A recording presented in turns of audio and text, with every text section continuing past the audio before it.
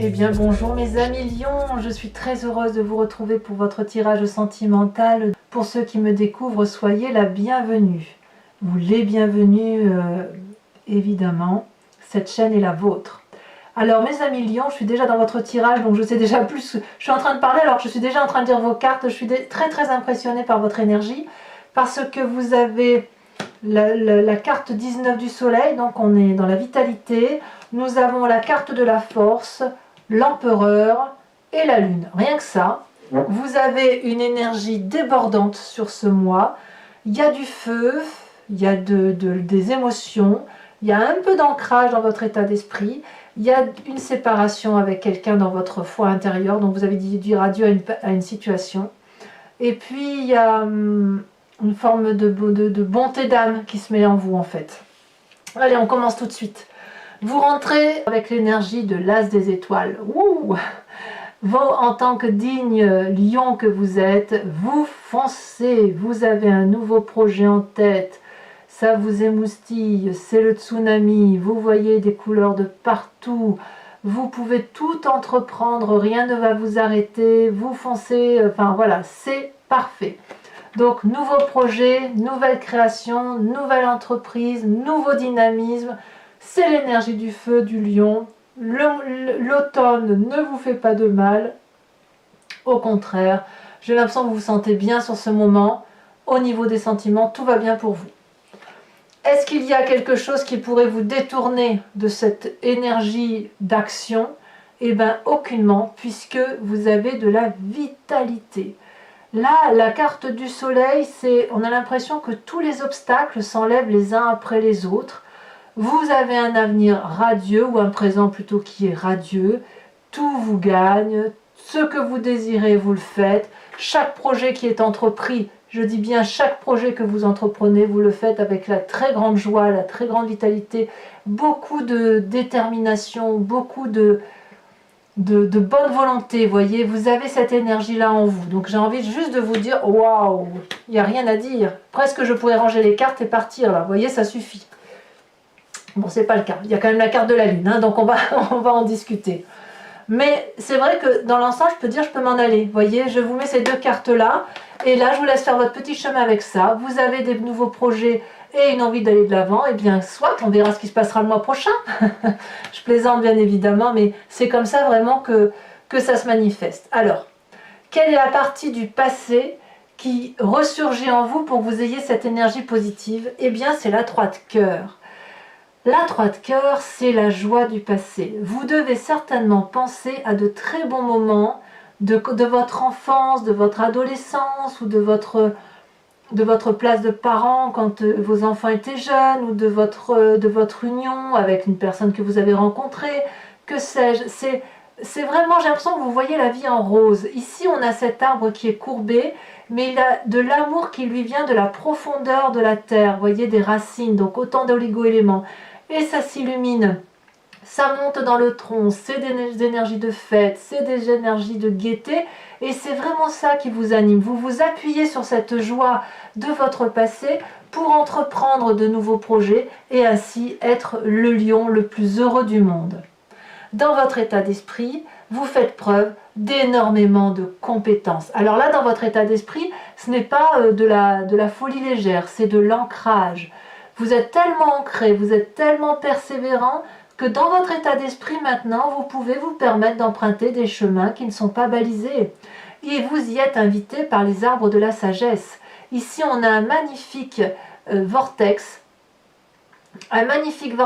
qui vous propose d'emprunter un chemin qui est au contour irrégulier, comme si c'était le hasard et qu'il fallait laisser entrer du hasard dans sa vie, des choses que l'on ne contrôle pas.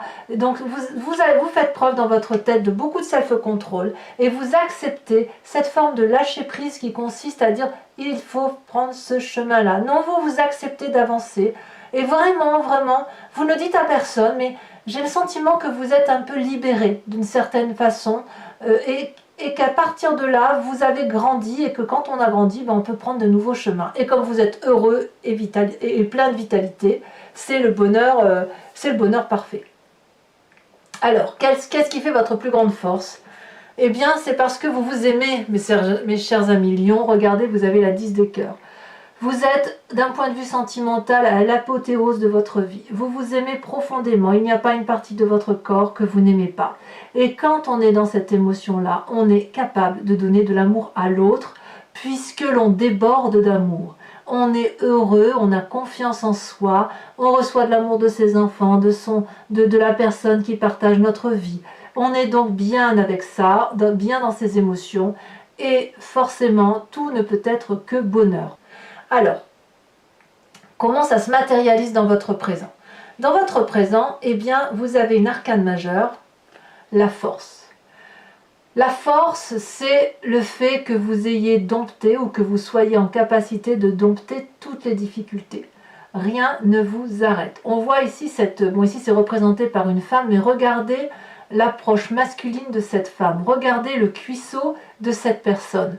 On voit bien qu'elle est masculine, c'est-à-dire qu'elle a suffisamment d'énergie féminine, suffisamment d'énergie masculine pour dompter les choses les plus difficiles et ne pas avoir peur. Elle a dompté sa propre peur, cette personne.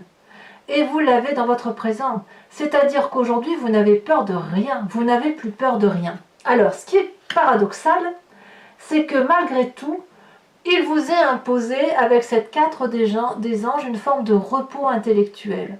C'est-à-dire que vous mettez actuellement, malgré cette grande joie, peut-être qu'aux yeux des gens seulement, vous êtes en train de vous mettre en retrait, comme pour vous reposer, comme si vous étiez fatigué, comme si vous étiez en réflexion.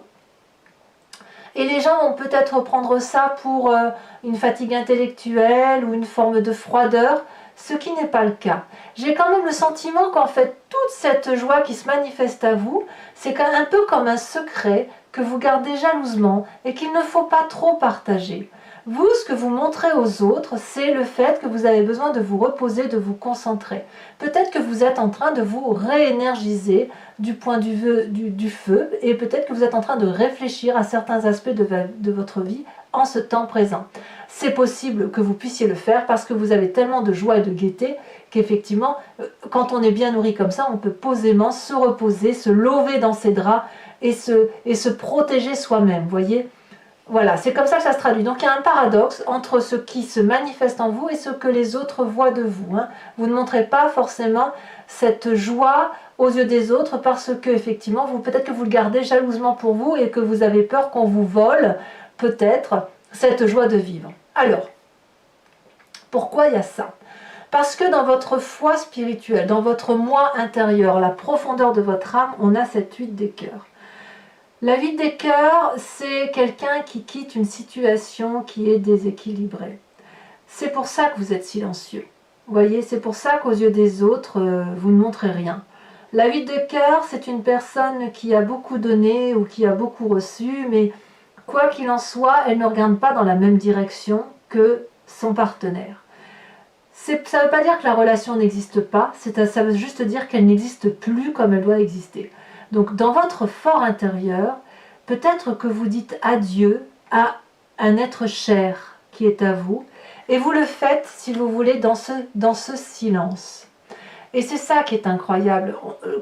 J'ai hâte de faire votre tirage approfondi. Vous dites adieu en silence à quelqu'un que vous avez profondément aimé, et vous le faites avec beaucoup de force, beaucoup de rigueur, beaucoup de maturité, beaucoup d'assurance également, tout en ne conservant que la joie du passé. Donc vous allez vous enfermer littéralement vous allez garder le bon, littéralement, vous vous enfermez avec ça, vous avez décidé de vous aimer, et c'est votre force d'ailleurs, vous vous aimez pour ça, et vous allez faire de nouveaux projets en disant adieu en silence à cette situation. Il faut énormément de courage, énormément de force pour pouvoir le faire. Et je reconnais que les lions sont très forts pour ça. Ils sont très forts pour garder une joie et intérieurement, intellectuellement, séparer des situations qui n'ont plus lieu d'être. Bravo. Donc vous avez un énorme défi, mes amis lions. Ça se confirme. Votre défi, ça va être d'être cette roi des étoiles, l'alchimiste de votre vie. Le roi des étoiles, c'est celui qui a bien bourlingué. Vous voyez, il a les stigmates sur son visage, des cicatrices de son expérience de vie. C'est une personne qui est allée au bout de ce qu'elle pouvait. On est toujours dans le signe du feu, donc ça peut être vous, comme ça peut être un autre signe de feu qui est autour de vous. Donc le bélier, le lion, le sagittaire. C'est une personne qui sait ce qu'il faut faire pour aller jusqu'au bout de ses nouveaux projets. D'ailleurs, vous faites un nouveau projet, donc vous le mettez en place, c'est dans votre envie du moins. Et là, le roi des étoiles, comme il n'a jamais terminé, il ne s'arrête jamais, eh bien il est prêt à réentreprendre un nouveau projet. On quitte un accomplissement de vie. Par exemple, si vous avez vos enfants qui partent à l'université, et je dis ça, ça n'est qu'un exemple, eh bien, vous dites adieu à ce que vous aviez vécu dans votre passé pour accepter ce nouveau cycle de vie qui se présente à vous et qui de toute façon s'impose à vous. Alors, vous allez le faire, je pense, sans problème, parce que vous dites adieu intérieurement et profondément, vous dites adieu à une situation. Par contre, vous allez le faire avec beaucoup de doutes. Vous savez que ce qui se passe autour de vous se fait avec d'autres personnes dans les coulisses, que vous ne contrôlez pas votre environnement. Et que de ce fait, il y a des forces obscures ou claires qui interviennent. Et c'est ces forces-là qui vous font douter. Vous vous demandez si effectivement ce que vous pensez voir de ce changement de cycle est une vérité ou pas une vérité. Vous avez peur d'être dans l'illusion, voire la désillusion. Vous allez peut-être faire des cauchemars ou des rêves prémonitoires, mais ce changement de cycle-là, il faut le reconnaître. Quand bien même vous êtes très joyeux, très heureux, c'est un cycle de vie dont vous doutez. Est-ce que vous faites le bon choix, peut-être, de renoncer à une personne que vous avez profondément aimée? Est-ce que c'est le bon choix de vous séparer de cette toxicité pour ne conserver que le bon? Est-ce que c'est le bon choix d'emprunter un chemin qui n'est pas clairement borné? Vous voyez, c'est ça. Eh bien oui, c'est ce chemin-là qu'il faut prendre. Et ça suppose de se laisser porter un petit peu par les événements de votre vie. Et ça, c'est quelque chose que vous avez du mal à faire parce que ça suppose que vous acceptiez de lâcher le contrôle. Et ça, c'est pas évident à faire. Alors, le chemin que vous entendez prendre, eh ben moi, je ne sens que de l'énergie masculine avec cette carte de l'empereur. C'est le père. Donc, vous pouvez tout à fait penser à votre père, revenir à ce côté pragmatique, cette autorité. Mais j'ai envie de vous dire, c'est le bon père de famille. C'est celui qui veille sur les autres, qui a une sagesse certaine, une connaissance, et il se comporte avec beaucoup de rigueur par rapport à sa descendance et au foyer qu'il doit protéger. J'ai vraiment le sentiment que vous allez respecter donc, les lois de la nature et de la physique sans aller du côté de cet inconnu-là, vous voyez. Peut-être, mais en même temps, cette inconnue-là, elle n'est pas incompatible avec cet empereur, dans la mesure où le denier, enfin les arbres, c'est de l'ancrage, l'empereur, c'est de l'ancrage aussi. Donc peut-être que si vous empruntez ce vortex, ce chemin-là qui n'est pas clairement tracé, eh bien c'est aussi une très bonne chose pour vous, parce que ça va vous permettre, si vous voulez, de voir que l'empereur que vous êtes, que vous allez être, peut s'ouvrir l'esprit, faire de nouveaux projets, des projets aux contours flous, mais qui vont vous permettre de baliser de nouveaux chemins. Voilà comment semble se traduire votre tirage. Alors, mes amis lions, si ce tirage résonne en vous, je vais procéder à votre tirage complémentaire avec le tarot de Wicca, qui est le tarot de la sensualité et des désirs charnels. Je recouvre tout ce jeu. Je fais également d'autres tirages. Allez, donc qu'est-ce qu'on a sur cet as des étoiles? Ah ben, ça a déjà tombé. On a l'apprenti de bâton. Waouh! C'est dire que c'est fougueux, hein. Il y a de la fougue en vous. C'est sur cette vitalité, avec la carte du soleil, nous avons, oh là là, c'est celle-ci qui s'est retournée, donc c'est celle-là que je vais prendre, la 4 de denier. Ah, qu'est-ce que ça peut bien vouloir dire cette 4 de denier? J'ai l'impression que vous contrôlez absolument tout, et que vous avez grandi peut-être. Alors sur cette 3 des cœurs, oh là là, ça veut sauter, dites donc. Allez, ici aussi on a l'as de bâton. Alors sur cette 3 des cœurs, allez. incroyable, nous avons cette mère de coupe. Bravo, bravo mes amis lions. Ce n'est que de la générosité qui revient de votre passé. Sur cette 10 de cœur où vous vivez l'apothéose amoureuse,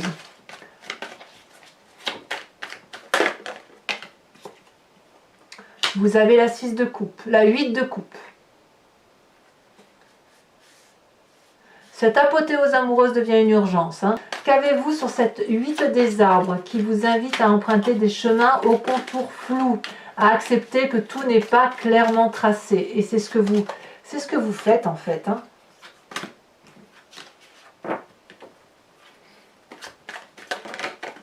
Eh bien, nous avons la passion. Bravo, une arcane majeure. Sur votre présent, avec la force et la 4 des anges, qu'est-ce qu'on a?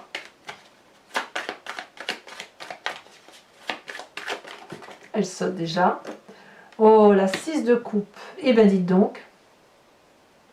Tout va bien, hein, tout va bien. C'est équilibré, hein, vraiment. Hein. Sur cette foi profonde où vous renoncez, toutefois, et à mon avis, ça c'est important pour vous, vous renoncez à une relation. Vous pourriez même renoncer à un enfant, j'ai l'impression. On a ici cette mère de denier. Ouais, il y a de la maîtrise, hein. Il y a de la maîtrise, hein. Enfin, sur votre défi avec cet alchimiste et cette lune, ce nouveau projet, on a la 4 d'épée. Ah ah! Cette 4 d'épée là, c'est exactement la même chose que votre 4 des anges ici. Enfin, sur l'empereur, qu'est-ce qu'on a?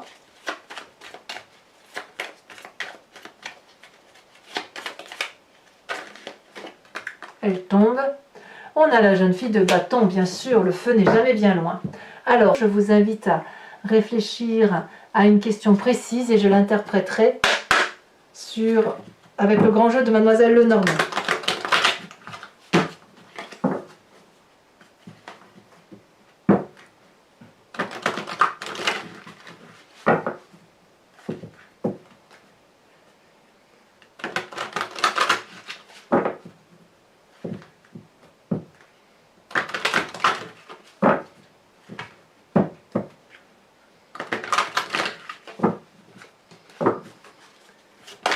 Oh, eh bien ça tombe déjà, on parle de la consultante elle-même. Ouh là là, il y en a trop, bien évidemment. Alors on m'a fait une réflexion sur YouTube me disant, je ne sais pas si c'était votre signe, je ne sais plus, en me disant que je trichais parce que je ne ramassais pas toujours les cartes. Alors effectivement, je ne ramasse pas les cartes si je n'en veux qu'une et qu'il y en a 2 ou 3 qui tombent, je ne les ramasse pas. A l'inverse, je peux en ramasser 2 si par exemple je les vois tomber 2 fois de la même façon. Et auquel cas, je me restreins si vous voulez à les ramasser. Tout dépend si vous voulez de l'énergie qui circule et de ce que je ressens au moment où moi je trie les cartes. Voilà, ici nous avons la vallée de trèfle. Donc, attendez, il faut que je le mette comme ça ici, plutôt. La vallée de trèfle.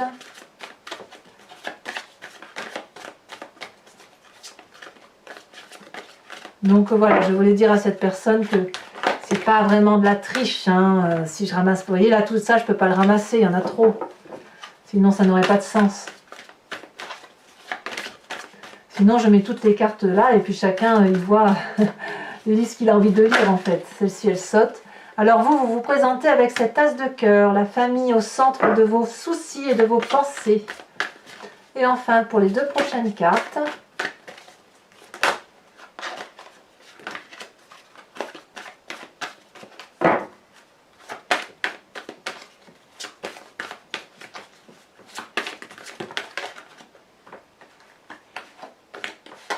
nous avons ici la 5 de pique. Et enfin, nous avons cette magnifique 9 de trèfle. Enfin, pour vous aider à passer ce beau mois, je vais vous tirer une carte du voyage de l'amour, qui est un oracle, et vous proposer de vous inspirer d'une forme et d'une couleur pour faciliter la circulation des énergies et fluidifier un peu vos ressentis émotionnels.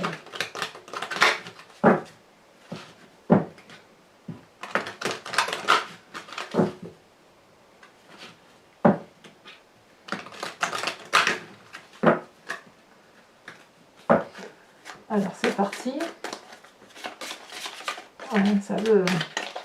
Là par contre ça veut sauter. Eh ben non. Ça circule mais ça réfléchit encore. Ça y est. Eh bien, vous n'êtes pas les seuls à avoir eu cette carte ce mois-ci. Ici, c'est une carte qui invite à concentrer vos deux types d'énergie flottante, hein, comme si deux rivières se rencontraient à la confluence, si j'ose dire. Voilà, mes amis Lions, si ce n'est pas déjà fait, eh bien, votre tirage général vous attend. Vous pouvez également liker, commenter, partager, vous abonner, évidemment, si ce n'est pas fait. À bientôt, mes amis Lions. Bisous, bisous.